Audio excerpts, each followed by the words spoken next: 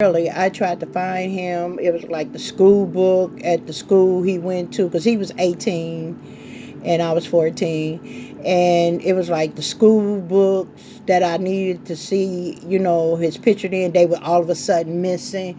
And you know what, y'all, for real, he had appeared, right? He appeared, one day, but it was a look on his face, you know. I had spiritual gifts then because I was able to look in his eyes and I saw that I wasn't gonna see him for like a long time, if ever again. And he was mumbling some words out of his mouth. I didn't understand what the hell he was saying, but I could repeat to you every word he said. He told me that he was involved in a murder and that he was going to turn himself in and that he don't know when he will see me again. I don't know if he already had knew I was pregnant because back then your ass go to jail for statutory rape. You know what I'm saying? Because they were serious about that underage sex and being a minor. You know what I'm saying? And like the little pedophile man with the white car, he lucky that though the alley mechanics ran him off because they could have held his ass down and had him locked up. You know? And then the 21-year-old, if he was the actual father, and see, this was the other thing about that situation too. Somehow we ended up in court and to get a blood test. And I was fearful of him going in there with the test examiner and giving him like a lot of money to falsify the test to make sure that he didn't go to jail. Because back then people was doing, they didn't want to go to jail. This man had a good ass job. He looked all right, but I wasn't caught up on a man's look. You know what I'm saying? Because the 16-year-old that raped me was ugly as fuck, but I had a complex about that. I didn't like dating ugly men. And then when I had the baby and I had to go to get my son's godmother that lived next door, I ended up walking into the hallway. It was three guys in there smoking marijuana, weed, whatever, joints, whatever. And all I remember was the door slam, and I don't know if I was punched in the face and knocked out, or I just automatically blacked out because I sensed that I was in trouble. I don't even know how long I was out. The only thing I know, when I came to, because I got to say I came to, the ugliest one was on top of me. And I remember him saying to me, I know where you live. You tell anybody, I'm going to kill you. I was done then. I threw my hands up. I said, God, where are you? This is happening too much. I'm about to get off this God thing because, hey, I thought you said you love me. This ain't love right here. I don't know what's going on. Somebody done flipped the switch on me. You know what I mean? And it made me feel a certain kind of way, and I started backing away, from God. And this dark entity was getting a little bit more powerful because I started feeding that side of me, and I started listening to the BS that was coming out of his mouth, like, God ain't working for you, you need to try me. You know what I'm saying? And I guess the last word I heard was try me, because the next thing I knew, I was running the streets at the age of 15. I didn't decide to leave the streets till I was 29. Do you hear me? I really started running the streets at the age of 15. And I didn't stop running the streets until I was 29 years old. I done some of everything in between that time. Prostitution, indecent exposure, 7-page rap sheet, cussing people out, cutting people up, stabbing people, beating people down. I tried them, but eventually, but I never stayed too far from God because I heard God call me again. I was 29. And see, that's the thing that I'm, for me, in my experience, in my relations, as far as finding my God, he let me, you in free will, okay, go ahead, do you, baby. I'ma still watch your food crazy ass, but do you not, do have fun. And I was buck wild out there. I wasn't taking no short change. You know what I'm saying? And then the street, they was whooping me. But I thank the God I didn't look like what I had been through, y'all. I had ran into a pimp. I mean, a real. No, he was a Mac. He wasn't no pimp. He was a Mac. I'm talking about with the diamond in the back, the sunroof top, digging the sink. I ran into the real him, y'all. I was 16. I messed around and jumped in that man car. When I jumped in that man car, police came out from everywhere. That was God letting me know. What are you doing? I couldn't say get out. The man had locked the door. I was trapped. So I felt and so I thought. I didn't have the courage to muster up and say, excuse me, sir, could you please let me out? I didn't have the courage to say that. I went with the flow. And the next thing I know, I was with this man for 2 years. This man beat me with stencher cords, shoes. But see, I was already immune to being beat because my mother beat the shit out of me. You know? The only difference was he said, I love you when he did it. And then turn around and sex me down. Even when even though I was out there prostituting. And we had what, syphilis and gonorrhea. You know, we had no, I didn't know anything about no real protection, eventually, yeah. Because the numbers started growing or whatever. But yeah. I stayed with that man. Yeah. And then I turned around and made me a pimp. When I went and got that DNA test for my son, yeah. This man came up in there. We had undercover brothers and transvestites back then. You know what I'm saying? But they had their world and they wasn't all. We saw them, but we didn't. You know what I'm saying? But pushing your belief and forcing me to respect you like that bull crap they got on now. We weren't having that back then. We still respected everybody for who they were. You know what I'm saying? We wasn't looking and judging that people for what we thought they were or who we thought they was. It still was love, but it was respect with it though. And so he seemed like he had a little twinkle toes in him, you know what I'm saying? But I didn't really, penetrate on that there. He looked good, smelled good.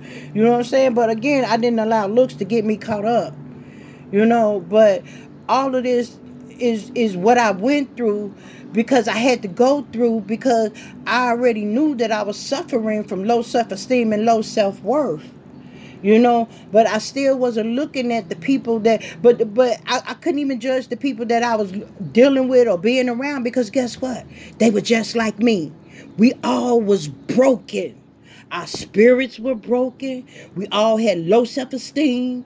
We all had low self-worth. But see, I can't put what I was feeling and who I knew I was on them. Only thing I knew, it was a lot of similarities going on. We was drinking, we was drunk. Everybody didn't want to feel the pain. You know what I'm saying? But this was the world at the time, and this was the people that I was involved with. Pimps, players, hoes, hustlers. Them was my family. Those were the people that, I looked like I was hungry, somebody fed me. I looked like I needed a cigarette, somebody gave me one. I looked like I needed a beer, somebody bought me one. I'm talking about the streets took care of me. I had been running them streets, the streets of Chicago. The streets of Chicago. Baby, look. But my brothers now, excuse me, that's that truth coming out, y'all. I had to get some water. But the truth of it all is this. My brothers and them, I used to fight them. They used to whoop my ass. I'm talking about fist to fist. Hit me in the face. Hit me in the breast. I got tired of them beat me the fuck up. So I would start whooping on that ass back. And then I started grabbing pots and pans and bats and shit. And that's what made them back the fuck up off of me. But again, I was glad that everything that I went through, guess what? It didn't kill me. But it made me stronger. And they were life lessons. So again, that's why for these past 8 months, I've been used to spiritual warfares. You understand? I've been used to life trying to beat me down. So when my spiritual journey started 8 months ago, I was already made for this. I was built for this. But at the same token, I was like, where this come from? What's going on? But again, That self-acceptance, that was a wild piece. You know what I'm saying? That self-acceptance and that low self-worth, that low self-esteem, low self-worth. Man, I went through a whole lot, and I had to start learning how to love me and accept me for the good, the bad, the ugly. I mean, it even got to the point that, I didn't want to be dark skinned. I didn't want to be chubby. Because, see, back then, society, the boys were considered husky. If you was like a fat kid, the boys were called husky, and the girls were called chubby. And I didn't want to be chubby. Look, I'm talking about 13 and going to Lane Bryant's. And my mother wasn't trying to spend that kind of money on me. She ain't even like me. Hello? And then, I was one of those kids that, even as a baby, anything shiny, I love shiny things. I love shiny things. And my father, when he used to come get me in the morning, now, my father was more spiritual than my mother. That's I truly believe that's why I got my spirituality from my father. And my father was very protective of me. He really didn't trust my mother with me. He didn't. Because you're going to always have that one parent that love you and the other parent that's going to beat your ass down no matter what. You know what I'm saying? You look like your daddy, sound like your daddy, smell like your daddy. You know what I'm saying? But regardless to it all, I was the third child. And the way things, what life was showing me and the things that I was going through, I gave my own self my name, third child, problem child. And I didn't know that, again, you have to be careful what you say about yourself to yourself. And I was when I labeled myself third child, problem child, guess what? That's all I was getting was problems, problems, problem. I told you I had the blues. My mama gave me the blues. I mean, I needed out of that house, and I got out of that house. But I ended up being, moving in with a 30-something-year-old man, and I'm just 16 years old, and he beating the shit out of me with stench cords, tied me to weights, all kind of shit he did to me. And then put me out on the street corner. I remember one time I was running from the police and I had fractured my ankle. Do you know he had me on the street corner with my leg wrapped up with a damn cane, with I said a cane, with a crutch. And I was like, God had jokes because the first man that pulled up, he had a cast on his leg too. I'm talking about real shit, y'all, real shit. But what was stripped out, it was his left leg wrapped up. So that's why he was able to drive with his right foot. But it was my right foot that was wrapped the fuck up. So I'm sitting in this man's car. His left broke down, my right broke down, and we in the middle. And I turn around and say, look, what the hell we gonna do? Rub casts and shit together? I literally did. I told that man, and he laughed, and he said, you know what? I love your spirit. He said, just because of that, I'm just gonna pay you just to sit here and talk to me. I did. I was like, God, you got jokes, And and then I had got caught because I couldn't run because I had a cast on my leg. So when I got to the police station, because after a while the police know your name, right? And they knew my damn name very well. And they was like, your pimp really love you. He got you out here. I was feeling bad when they was, talking to me. I'm just looking back at some silly shit, you know what I'm saying? But that's the thing about it. When you get to that healing point, a lot of shit that happened to you, you can laugh about that shit now. Once you accept it, once you forgive yourself, and once you let that shit go, look, God says in his word, he forgives us as far as the west is to the east. And if you lift your arms right now, straight out, the west, in God's eye, you can't even see no end. The same way when you turn to look to the east, God forgives us for everything that we have ever done or did to ourselves or to anybody else. All he want to know is, are you mine? Will you give me a chance? Would you allow me to help change your life? This how much I love you. I'm giving you my own son. Man, that's some powerful stuff right there. We talking about a father, that sacrificed his son, in the name of love, because he wanted us to see. And again, all the ascending masters, the Buddhas, the Islamic, all these ascending masters, they are gods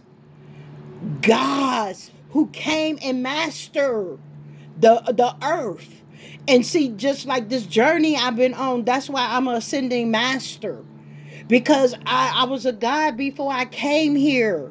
And see, that's why we have to take our power back and protect our energy, because that 1% been stealing our energy and build their own empire off of our backs. So God has sent me here to say, guess what? Enough is enough. Take your power back and let's all connect and make this world a better world. Because you know why? Because God wants to come and walk among us. He could have did it with Adam and Eve. But we going to say Stephen, the adversary, elked that up because he tainted the first man and woman. So we was cursed. And we been cursed. So now God has brought me in, the generational curse destroyer, so that me and my twin, because my twin, he's envy and jealous of me and angry and mad at me, but he got to suck it up too, Buttercup. He got to get with his issues. Once he get with his issues and accept, okay, this shit happened, blow it off, let's do what we came here to do. And what we came here to do is teach the world unconditional love. What God has sent us here to do is to raise the frequency on the earth, because God wants to come and walk among us, y'all. God wants us to change our own world from the inside out. We talking about the Sahara Desert. All of us could together, and we connect our energies, we can make it green all over the planet. We can do amazing things together. But when you got Stephen and his demonic entities and demons and all of them running around here trying to keep us from coming together, again, it goes back to the lion and the tiger, or the white tiger, the white lion or the black lion. Whichever one you feed the most is the one, hey, you're gonna really be a part of. Again, it's always yin and yang. Everything is black and white. Truth. Get with your truth. That's why I tell people, to thy own self be true. To thy own self be true. And again, I went through therapy for 18 years. I'm going to be, a part of this recovery process that I'm in. Today I celebrate 21 years, 9 months, and 9 days today. Ain't no if and buts. I mean, and from cigarettes, you know what I'm saying? I got some years in that too. Probably 9. Again, my life didn't change until I knew I had to change. Because I was weighing my spirit down and I couldn't move. I couldn't fly. I couldn't float. I had to get some Muhammad Ali in me. I got to float like a butterfly, sting like a bee. And that's what I had to do. I had to fight life back, because I deserved to have a good life. I deserved to have a happy life. I deserved to have love. I deserved to have peace. I deserved to have joy. I deserved to have abundance. I mean, come on now. I've already been through hell. And see, that's the thing about this spiritual journey and this spiritual fight. It ain't for the weak. Instead of crying about what you've been through, come on, let's get through it and let's take on what's really finna come. Because again, it took me a while to accept, embrace, and forgive, all the people and what they did. But in my recovery process, we had a lot of questions we had to ask ourselves, and this one question always stands out to me. It was like, hey, you can't focus on what others did to you. You better look at what you did to others. Now, when they flipped the coin on the other side, that shit didn't look pretty at all, because I stole from some people. I stole from my mother. I stole from some clients, and I was a nurse. I'm talking about when you really just start being accountable for your actions and your behaviors and the shit that you did to others. It really looks good trying to hurry up and forgive somebody else. But guess what? I gotta forgive me for all the shit that I done to people that didn't deserve what I did to them or how I treated them. Say, so if I didn't never put the work in, I would have never have the knowledge, the wisdom, and the understanding that I have today. And I'm connected with my God, and my God said, but see, I prayed. I prayed and asked for knowledge, wisdom, comprehension, and understanding. I said, God, every year I get older, keep increasing those for me. you know Knowledge, wisdom, understanding, and comprehension. Because when I was a kid, I struggled with reading. I was like, shit, what the fuck they mean? I was a seer then. I was like, I can't see what the fuck you talking about, lady. So I'm not buying that shit that you trying to sell me. Because I couldn't see it in my third eye, is what I'm saying. I was in my gifts from birth, you know I remember the nurse carrying me down the hallway. I remember being inside my mama belly, and I had one foot inside the womb and one foot outside the earth. I remember that. I remember a conversation. My mother was like, how the hell you knew that? I was a god before I came here, y'all. We all are gods and goddesses. We got to wake up and remember who we are. I'm a star seed. That's where I came from. And see, again, we've been allowing man to condition us on their bullshit belief. See, so God has sent us here to clear the air and make everything right. But see, again, I don't never say it's for those that want it and not for those that need it. Because again, I didn't know what the fuck I need until I got into knee deep in some shit. That's what my boys in the hood say. He's like, oh, I got the shit. Oh, I got the shit. And then he told him, you need deep in shit. I said, nah, he really got the shit. And I remember a lot of shit that I got into, excuse my French, but this is my story and this is the way I'm going to tell it. I apologize, YouTube, but some people need to hear it like this. Because they've been dead in the spirit, and I'm waking them up with the language. Because sometimes this is the only language that they understand, which is the street language. And again, before the movie The Menace to Society came out, guess what? That's what the judge told me who I was. He told me I was a menace to society. So I'm going to end this self-acceptance right here. And, I added some low self-esteem and some low self-worth. And I'm going to continuously pray and ask my God what he want me to share. I probably, I'm not going to try to set up. I'm going to do this on a Monday. I'm going to do this it's as the spirit moving. It's always been like that with me in my life. So I'm at 56:33. At right now. So I'm gonna end this because I really didn't want it to be an hour long, but I have to go according to. I'm sorry. I have to go according to the spirit and what my Father says. Again.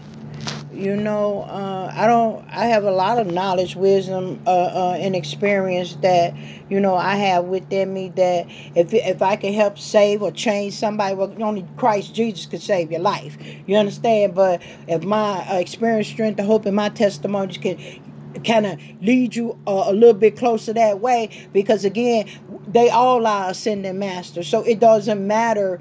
I ain't gonna say it doesn't matter. You know what I'm saying? Your belief is your belief, because again, it's all personal.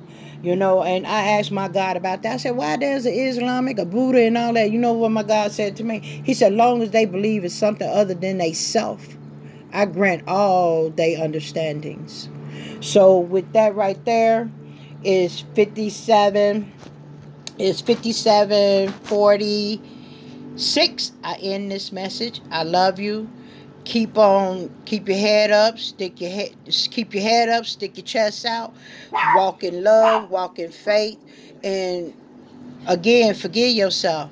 Only you can. You know, my famous motto is change I must or die I will. I love you all. Be good to yourselves and be better to others. Bye.